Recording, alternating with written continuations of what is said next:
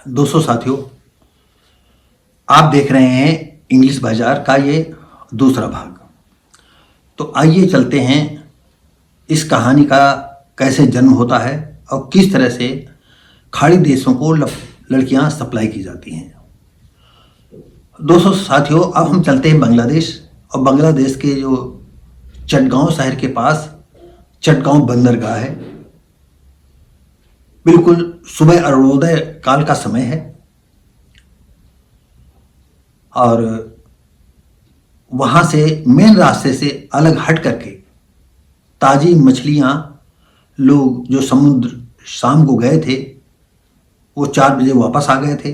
वापस आ करके अपनी अपनी मछलियां, जिनको ज़्यादा मछली मिली थी तो आड़त पर वालों को दे रहे थे, और जो और कम मछलियां और ज़्यादा मछलियों का जो है एक अलग थोक विक्रेता और फुटकर विक्रेता अपनी अपनी मछलियां लगाए हुए थे। और उन्हीं के रास्ते में जो है कम से कम 20-25 लड़कियां एक गलियारे नुमा थोड़ा चौड़ा रास्ता था, पगडंडी, और मछली वालों की भीड़ थी। वहां पर लड़कियां फूल गुलदस्ता लिए हुए कुछ खड़ी थी, मतलब थोड़ी थोड़ी अंतराल पर दोनों तरफ खड़ी थी। और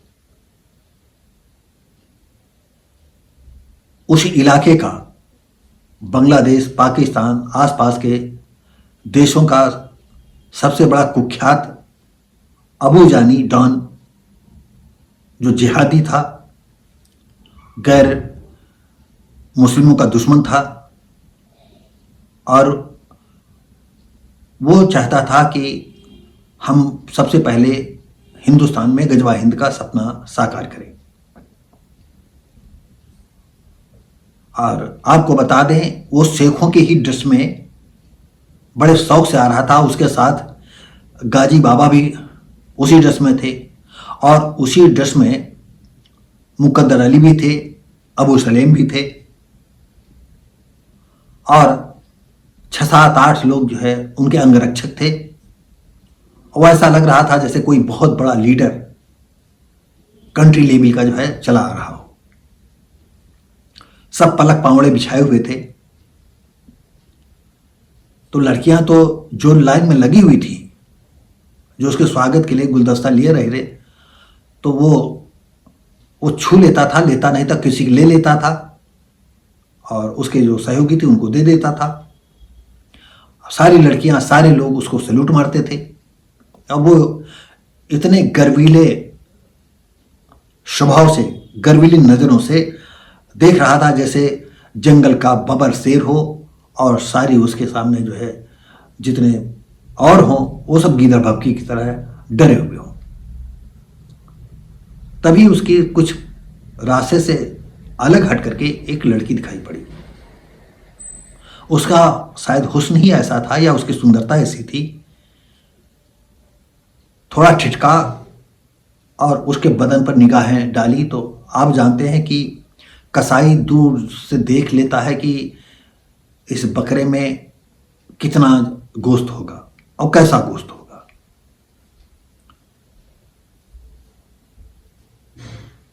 उसे लगा कि ये तो अद्वितीय सुंदरी है। उसने मुकद्दर अली से कहा, वो लड़की, जी हुजूर। मुकद्दर अली ने जो है 2 लड़कियों को बुलाया, शगुफ्ता और शबनम को। उन्होंने कहा, बस इतना संकेत था। अब शगुफ्ता और शबनम दोनों गई और उसके पीछे से दोनों कंधों पर हाथ रखती, हेलो फरहा। नीलिमा पलट के देखती है, मैं फरहा नहीं हूं।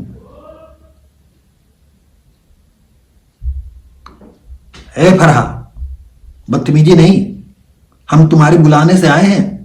ढाका से यहां तक कैसे पहुंचे हैं आकर के? तुम्हारे घर का एड्रेस भी खो गया था, फिर सोचा कि चलो हम चटगांव के जो बंदरगाह पर चलते हैं, क्योंकि तुम बता रही थी कि तुम्हारे मम्मी पापा जो है ताजी मछली खाने का बहुत शौकीन है। उसने कहा, वो बहुत ही प्यार स्नेह से बोली, देखो मेरा फरहा नाम नहीं है, आपको गलत फहमी है। गलत फहमी की बेटी, बच्ची कहीं की, हमको मूर्ख समझती है।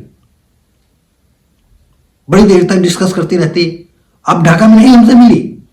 अरे अगर तो हमको चिट्ठी न लिखती तो हम क्यों यहां आती? और तुमसे मिलने के लिए मैं भटक रही थी इमराज बाजार में। वो तो गनीमत था, दिमाग में शबनम ने कहा कि नहीं चलो चलते हैं बंदरगाह, उस पर वहां जरूर उसके कोई न कोई मिल जाएगा, तो हमने तुमको देख लिया। अरे उसने कहा मेरा नाम नीलिमा है और मैं ढाका कभी गई नहीं। अब कैसी बात कर रही हैं?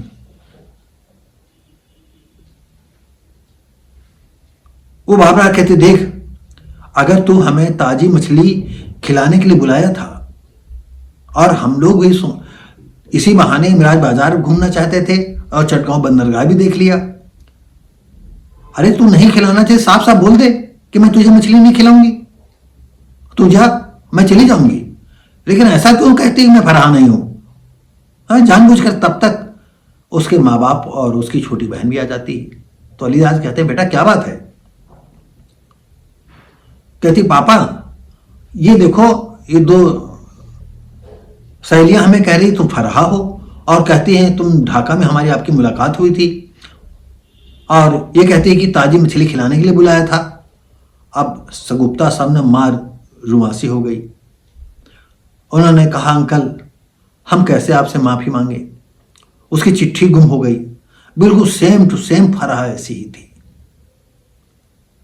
और उसने कहा था कि हमारे पापा मम्मी जो है ताजी मछली जो है बंदरगाह से लाते हैं।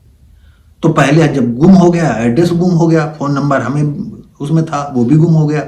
हम पहले बहुत प्रयास किया, शाम को आए थे, रात भर उधर भटकते रहे, फिर सोचा चलो सुबह मिलेंगे, हो सकता है वहीं मिल जाए, तो हमें मिल गई। और सेम टू सेम ऐसी ही, वो इससे ही सुंदर थी। आपकी बेटी ऐसी सुंदर है, बिल्कुल जैसा लगता है जुड़वा बेटी है आपकी।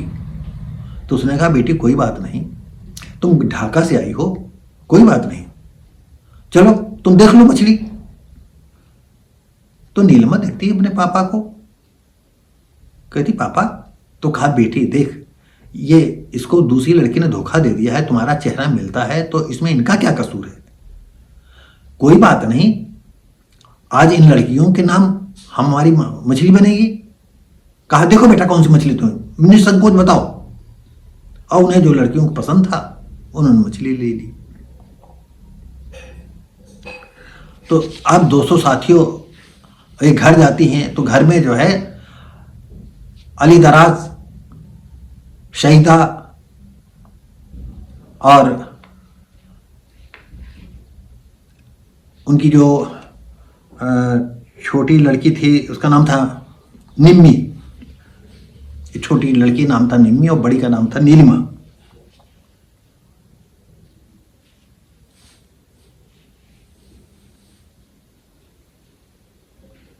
तो 200 साथियों, और इधर हम इनको यहां छोड़ देते हैं, और इसके बाद हम चलते हैं इमराज बाजार के अबू जानी के हवेली पर।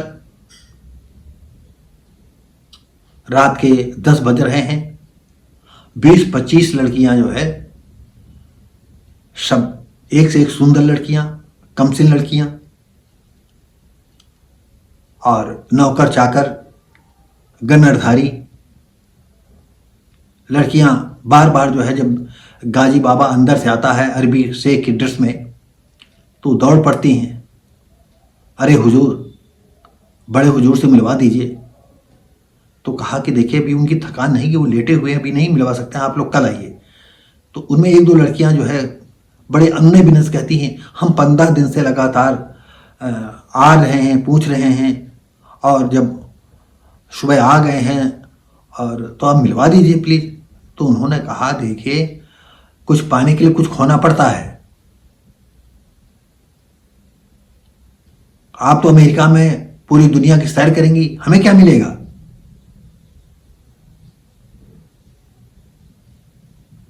तो कहती, आप क्या चाहते हैं? तो उन्होंने कहा कि हम चाहते हैं, आप कंप्रोमाइज करेंगी?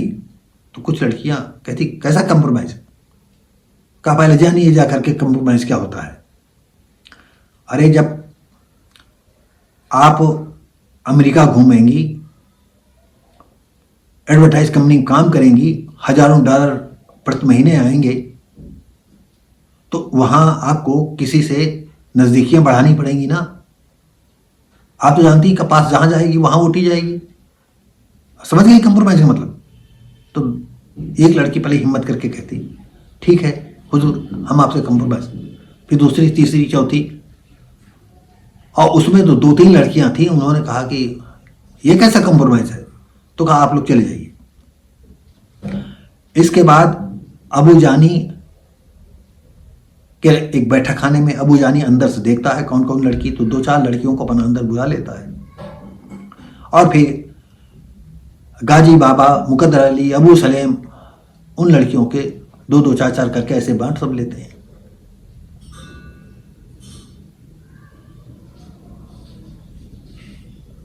तो दोस्तों साथियों, इस तरह लड़कियों की खेप जो वहां पहुंच गई, फिर वो कभी उनके चंगुल से निकल नहीं पाई। अब दोस्तों साथियों, हम जहां शबनम शगुफ्ता को अली दराज के घर में छोड़ आए थे वहां चलते हैं। यहाँ रात भर इन लोगों की और इनके जितने भी सहयोगी थे मौज मस्ती का यहाँ अड्डा था। ये मौज मस्ती में डूबी, लड़कियां भी मौज मस्ती में डूबी। उन्हें आसमान की बुलंदी में जाना था, और ज़्यादातर उसमें मुस्लिम लड़कियां ही ज़्यादा थीं। गैर मुस्लिम भी थी लेकिन ना के बराबर थी। और वो लड़कियां थीं जो दुनिया की चकाचौंध से मॉडर्निटी के नशे में डूबी थी। तो दोस्तों साथियों, तो अब आइए अली दराज के घर में। तो अली दराज के घर में सुबह से लगा के शाम जितना वो मछलियां बना सकती थी, जिस लिहाज से जो है सईदा मछली बना सकती थी या जिस हिसाब से वो खाना चाहती उस हिसाब से मछलियां खाई। और उन लड़कियों ने बिल्कुल सगी बेटी की तरह अली दराज और सईदा की मदद करती रहीं, हमें हाँ मिलाती रहीं। और उन नीलिमा ये देख रही है कि मेरे माँ बाप से कितना घुल मिल गई हैं। रात में 10 बजे बैठती हैं। तो कहा बेटी, हम लोगों से अब कोई शिकायत तो नहीं, आपको मछली खाने को मिली? तो कहा अंकल, अरे आप क्या बात करते हैं, आपने तो फराह से ज़्यादा हमारी इज्जत की है, और नीलिमा तो फराह से भी ज़्यादा सुंदर है। क्या बताएं अंकल, अब दोबारा जो हम अमेरिका से लौट करके आएंगे तो फिर आपको कष्ट देंगे। तो उन्होंने कहा हाँ बेटा, आप लेकिन कैसे, किस लिए जा रही हो? तो उन्होंने कहा कि फराह का भी अमेरिका की एडवर्टाइज कंपनी में एक तरह से उसका सिलेक्शन हो चुका है, और हम दोनों का भी सिलेक्शन हो गया है। तो कहा कि सईदा अली दराज की तरफ देखती है, अली दराज सईदा की तरफ देखती है, और नीलिमा चुपचाप बैठी। तो कहा कि अब मेरी बेटी को एडवर्टाइज कंपनी में काम नहीं मिल सकता है? तो कहा कि अंकल, अरे नीलिमा फराह से भी सुंदर है, इसको देख करके ही काम मिल जाएगा। कुछ नाच गाना आता है इसको? तो कहा हाँ सब कुछ आता है इसको। नीलिमा कहती पापा आप कहाँ जाएंगे? अरे बेटी देखो, तुम तो लंदन में, तुम्हें कुछ तो याद होगा, हैं? 6-7 साल पहले, 8 साल नहीं, नियर अबाउट 10 साल पहले हम आ गए थे यहाँ, तो कुछ तो याद होगा। वहाँ की लाइफ यहाँ की लाइफ में कितना अंतर है। यहाँ देखिए कितने कठमुल्ला लोग हैं, वो तुमको और तुम्हारी बहन को कैसे जो है घूरते हैं, उल्टा सीधा कमेंट करते हैं। तो दुनिया देखोगी बेटा। तो नीलिमा कहती ठीक है पापा। तो अब कहती बेटा ये कैसे जाएं ये बताओ। तो उन्होंने कहा क्या 2-3 दिन में इसका पासपोर्ट बन जाएगा? तो कहा कि बेटी हम दलाल से बात करेंगे। तो उन्होंने कहा कि दलाल से आप बात करेंगे? कहा हाँ। तो कहा कि ऐसा है कि हम तो, हमारे रिश्तेदार कलकत्ता में रहते हैं, हम तो वहीं जाएंगे, और वहां तो एक तरह से पासपोर्ट उन्हीं के पास होता है और कुछ फार्म और ऑनलाइन करके और तुरंत ही पासपोर्ट बन जाता है और मोहर लग जाएगी वहां। तो कहा वो तो नकली होगा, तो कहा नकली होगा तो लेकिन हमारा काम चलेगा, और जो हम महीने 2 महीने 3 महीने में लौट करके आएंगे तब तक आप यहां अप्लाई करवा देना और उनका असली बन जाएगा, ये फिर फेंक देंगे हम इसको। कहते हैं विनाश काले विपरीत बुद्धि। जब भी किसी का विनाश आता है तो उसकी बुद्धि जो है विपरीत दिशा को चलती है। ऐसी ही अली दराज की थी। शहीदा भी यहां में हां मिलाने लगी, नीलिमा को भी तैयार कर दिया गया। अब बेटी को उनके हाथ में सौंपना उचित, इतने साधन संपन्न थे अली दराज। जहां तक बॉर्डर पर उन्होंने बताया, जहां भारत और बांग्लादेश के लोग खुल्लम खुल्ला आते जाते थे, दिनाजपुर के आसपास तार काट दिए जाते थे और लोग डेली आते जाते रहते थे। नदी क्रॉस करते हैं, कार यहीं खड़ी कर देते हैं, रात का समय है। तो कहा बेटी और कहां तक, कहा बस देखो बाढ़ दिखाई पड़ रही है और हमारे देखो 1-2 लोग हैं, हम इनके साथ जाएंगे। तो एक मेरे साथ जाएगा आगे और एक लौट जाएगा, तुम इनके साथ लौट जाना। और आगे हमारे आदमी जो है 4 कदम पर आगे मेन जो किनारे किनारे रोड गई है, जहां हमारे ये भारतीय बीएसएफ के जवान पहरा देते हैं, वहां से आगे चले जाएंगे। तो कहा ठीक है। नीलिमा बेचारी आंसू बहाती आगे चली जाती। इनके माँ बाप के हृदय में एक हूक सी जाती है, दिल घबराता जैसा है, लेकिन ऐसी स्थितियां हैं जिनकी वजह से वो वापस हो लेते हैं और नीलिमा भारत का बॉर्डर क्रॉस करके अंदर पहुंच जाती है। तो दोस्तों साथियों, आप देख रहे थे ये दूसरा एपिसोड। अब हम मिलेंगे आपको तीसरे एपिसोड में। हम आपसे उम्मीद करेंगे कि इस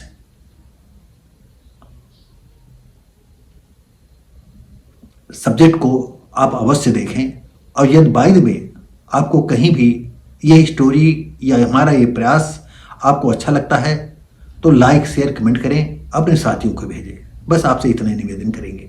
अगर आपको ये कहानी नहीं पसंद आती, हमारा ये प्रयास अच्छा नहीं लगता है, तो बिल्कुल लाइक शेयर कमेंट न करें।